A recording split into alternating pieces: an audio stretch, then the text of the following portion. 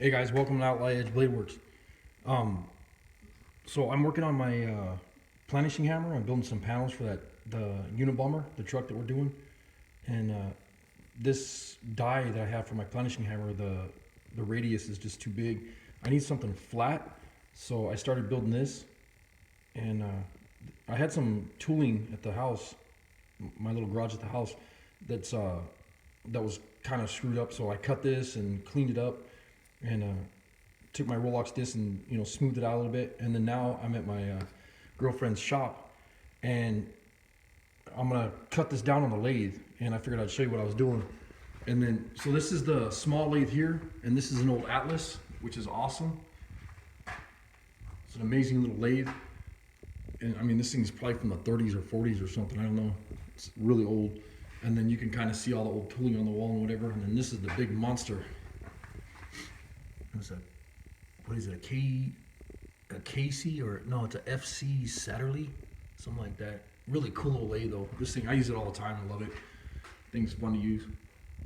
But I'm gonna get this chucked in there, and what I have to do is I have to turn this down because the other die that I have is, it'll work, but the radius is wrong. This one's flat, but I have to take I don't know, a couple thousandths off this right here because it won't fit in my planishing hammer. But I'll get it all set up in the lathe and then film some more in a bit. So I'll go ahead and get this cut down and then show you where I'm at. And it'll take a minute, but let's see what happens.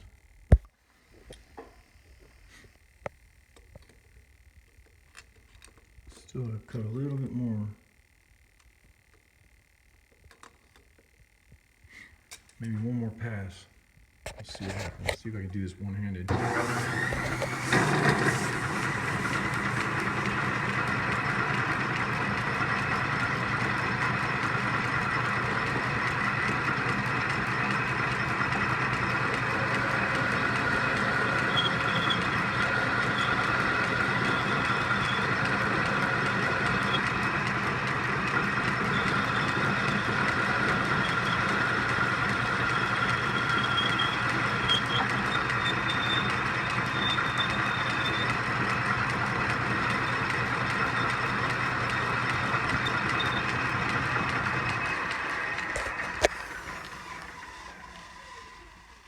Love this old lathe. I like how it's got the old belt.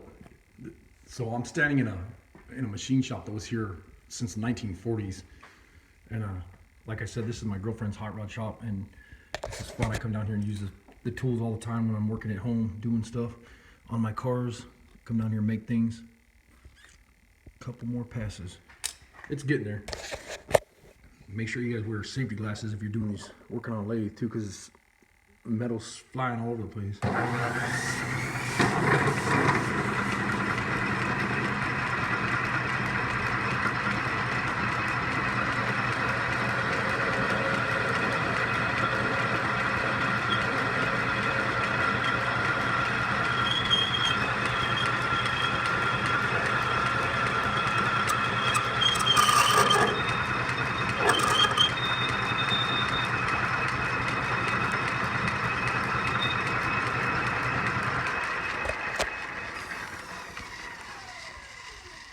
Should be pretty damn close. Oh yeah, it's under. That's good. That's what I want. I want this to be loose inside that planishing hammer. So I'll get this cleaned up and get the heck out of here. So while I was standing here using the lathe, I figured I'd show you my buddy's car. It's a 30 Model A, and he's got a 32 grill shell sitting on a Model A frame, flathead motor, and I helped him.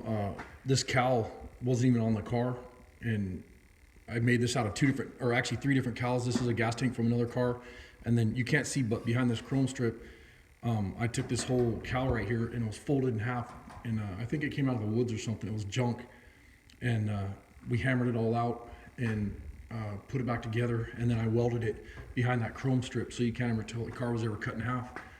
And then chopped top, and he's got a couple things to do to it still.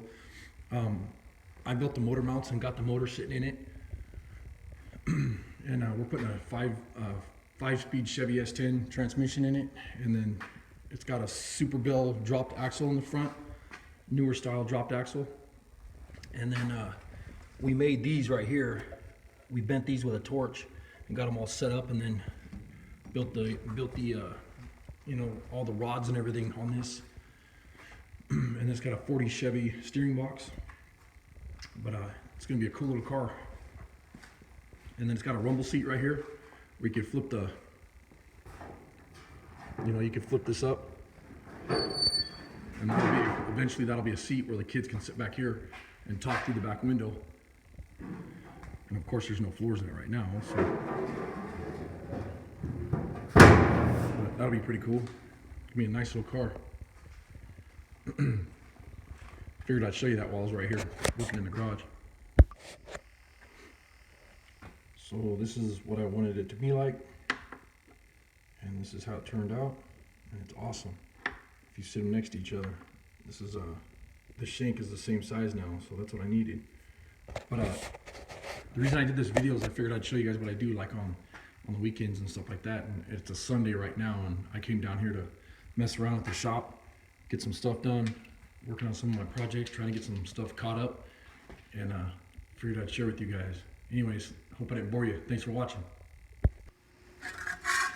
All right, well, I'm back home, and I'll show you what I got going on here. So these are the dies or the anvils that go in the plenishing hammer, and this is your plenishing hammer right here. This is you can see it right here. And the reason I'm showing you this, a lot of people haven't seen these before, so I'll share real quick. And then anyways, this here, this is the one that I made at the shop, and then I needed it to fit in here. It worked out great. And then the reason I needed that is I hand hammered this morning. I made this shape, and this is for the Unabomber, for the floorboard. And I'll show you what I got going on here. And I ran this in the plenishing hammer and smoothed it all out really nice. And then you can see where it's gonna be kind of dark in here though. Let me grab a light real quick. Bear with me, you guys.